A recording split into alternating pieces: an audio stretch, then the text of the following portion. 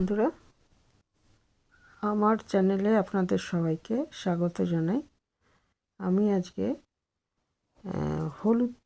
দাঁতে যে হলুদ দাগ হয় সেটা সেটা কিভাবে আমরা দূর করতে পারি সেটাই আমি এই ছোট একটা ভিডিওতে দেখিয়েছি।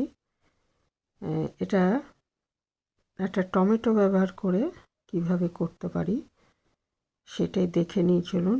এটা আমি একটা টমেটো নিয়েছি, টমেটোটা ছোট বলে গোটা নিয়েছি। একটু বড় সাইজের টমেটো হলে অর্ধেকটা টমেটোতেই হয়ে যাবে। তো এই টমেটোটা আগে আমি গ্রেট করে এর পাল্পটা বার করে নিয়েছি, বা পেস্ট করেও নিতে পারেন গ্রাইন্ডারে।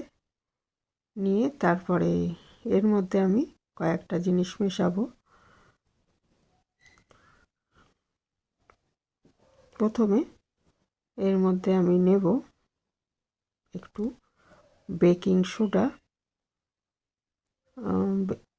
টমেটো দাঁত পরিষ্কার করতে সাহায্য করবে, বেকিং সোডাও এটা সাহায্য করবে দাঁত পরিষ্কার করতে।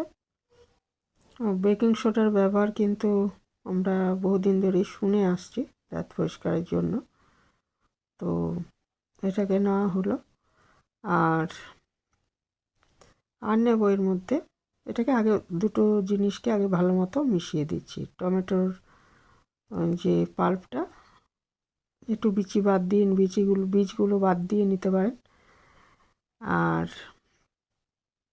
এটা নিলাম। এবারে হচ্ছে সামান্য হাফ চামচের কম নুন নিলাম। নুন আর সর্ষের তেল এটা দিয়ে মাজলে দাঁত শক্ত হয়, পরিষ্কার হয়, এগুলো ছোটোবেলার থেকেই শুনে আসছি। সেই নুন দিয়ে দিলাম এর মধ্যে অল্প। একটু দিয়ে দিচ্ছি হলুদ।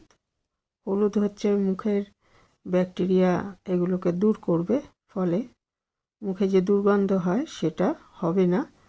আর দাগ পরিষ্কার করতেও এটা সাহায্য করবে। কালো দাগ বা হলুদ দাগ যে হয়ে যায় দাঁতে বিভিন্ন কারণে, সেটা দূর করতে সাহায্য করবে।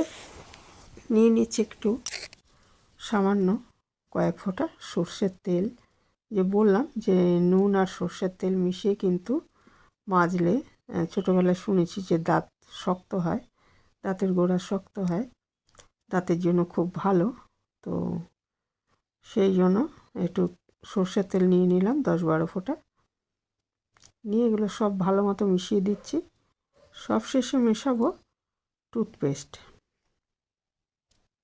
যে কোনো কোম্পানির টুথপেস্ট ব্যবহার করতে পারেন। এখানে আমি কলগেটের সাদা যে পেস্ট সেটা ব্যবহার করেছি। এটা পরিমাণ মতো নিয়ে নিতে হবে।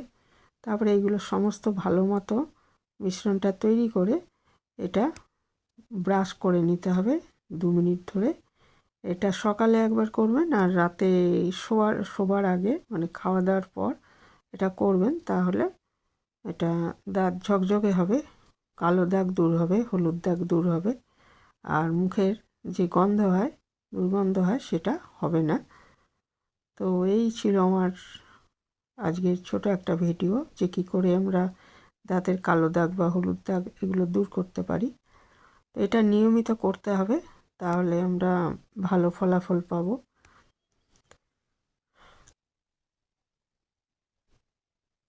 আর এইটা সবটা তো আমার একবারে লাগবে না, বাকিটা রেখে দেওয়া যাবে, এটা ব্যবহার করা যাবে আর কি। এটা এই যে আমি মিশ্রণটা তৈরি করেছি কয়েকদিন চলবে, 2বার করে মাজলে। তো এইভাবে তৈরি করে এটা রেখে দিতে পারেন, বা সদ্য তৈরি করেও এটা ব্রাশ করলে আমরা মনের মতো ফল পাবো।